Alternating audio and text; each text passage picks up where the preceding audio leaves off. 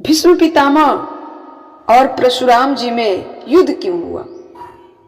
दोनों के बीच युद्ध क्यों हुआ? और वह युद्ध 1 माह तक चला। बात ऐसी है कि पितामह भीष्म अंबाजी को चुरा कर लाए। अंबाजी बहुत मनाई, पितामह भीष्म शादी करने के लिए तैयार नहीं। उसके बाद गुरुजी के पास चली गई और बोली कि आपका चेला बिगड़ गया है, देखो हमको चुरा कर ले आया, हमसे शादी नहीं करता। अब गुरुजी ने कहा क्यों रे, शादी कर इससे। पितामह बोले गुरुजी आपका आज्ञा नहीं मानूंगा, मैं हर आज्ञा मानता हूं पर ये आज्ञा मैं नहीं मान सकता। परशुराम जी बोले क्यों? मैं अखंड ब्रह्मचर्य हूं, अखंड ब्रह्मचर्य का व्रत ले रखा हूं, इसलिए मैं आपका ये आज्ञा नहीं मानूंगा। परशुराम जी बोले फिर तो हमसे युद्ध करना पड़ेगा और युद्ध में तुम्हें हमें हराना पड़ेगा, युद्ध में तुम्हें हमें हराना पड़ेगा। वही तो तैयार हो गए परशुराम जी, पितामह भीष्म परशुराम जी से युद्ध करने के लिए। युद्ध स्वीकार कर लिए पर विवाह नहीं स्वीकार कर किए। समझिए कि कैसा संकल्प था। अब गुरु शिष्यों में युद्ध लगी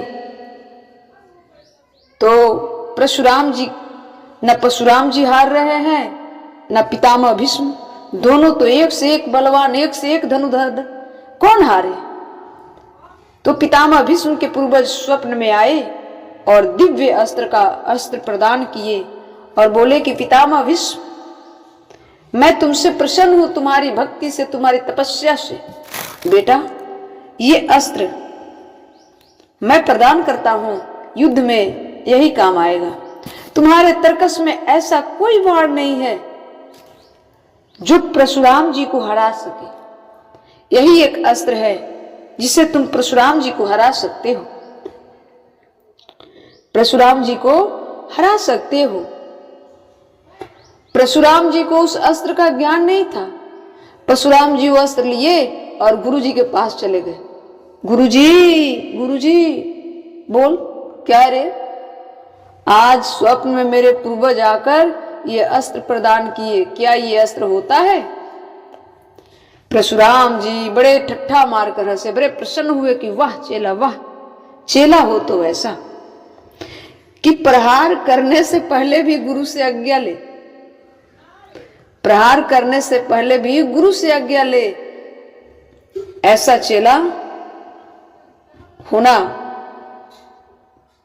असंभव है।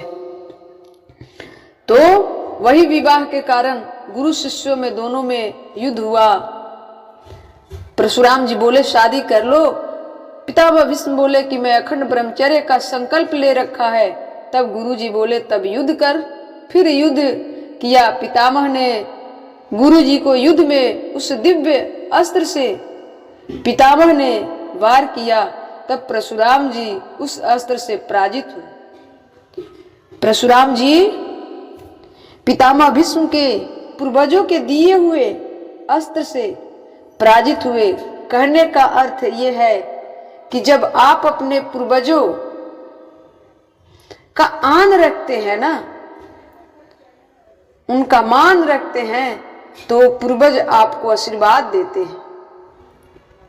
जब आप सत्य के राह अपनाते हैं, जब आप तपस्या करते हैं, तो आपके पूर्वज भी बैठे प्रसन्न होते हैं, खुश होते हैं और आशीर्वाद देते हैं। फिर बाली ने अंत में कहा अब नाथ करी करुणा बिलो की, अब नाथ करी करुणा बिलो कहू, देहु जो बरे मांगहू, जे ही जोनी जनमे करम बसे, तह राम पद अनुरागम यह तनय सम बीनय बल कल्याण प्रद प्रभु लीजिए गही बाह सुर नर नाह आपन दास अंगद कीजिए आपन दास अंगद कीजिए। बाली अंगद जी को भगवान के चरणों में सौंप दिया। उसके बाद बाली मरा। तारा आई, भगवान ने उन्हें ज्ञान दिया। 4 महीने के बाद 4 महीने सुग्रीव ने खबर नहीं ली। सुग्रीव जी का राज्याभिषेक हुआ, उनकी पत्नी वापस मिली और सुग्रीव जी अपने राजपाट में लग गए। मस्त नाच गान राज चला रहे हैं। भगवान राम सुग्रीव जी के राज्याभिषेक करने नहीं गए क्योंकि उन्हें किसी भी नगर में जाना वर्जित था। लक्ष्मण जी जाकर राज्याभिषेक किए। उसके बाद राम और लक्ष्मण वन की तरफ चले और सुग्रीव अपने राज को संभाले। अंगद जी युवराज बने। सुग्रीव जी अपने राजपाट में भगवान को ही भूल गए। 4 माह बीत गई। वर्षा विगत शरद ऋतु आई, लक्ष्मण देख परम सुहाई। सुग्रीव कोई सुधि नहीं लिए। 4 माह कोई खबर नहीं ली। बाद में खबर ली हनुमान जी। जब सुग्रीव ने खबर नहीं ली तो राम लक्ष्मण जी को भेजे, लक्ष्मण एक बार जाओ सुग्रीव को इलाज दिलाकर आ जाओ। लक्ष्मण जी बोले कि कहो तो भैया मैं सुग्रीव को जहां बाली गया वहां भेज दूं। राम ने कहा कि एक बार याद दिला दो कि जिस बाण से बाली ऊपर गया है वो बाण अभी भी राम के करकस में तुरीड़ में है, जाकर सिर्फ याद दिला दो। जब लक्ष्मण जी गए क्रोधित, हनुमान जी दूर से कहीं पेड़ पर से देखे कि लक्ष्मण जी आ रहे हैं।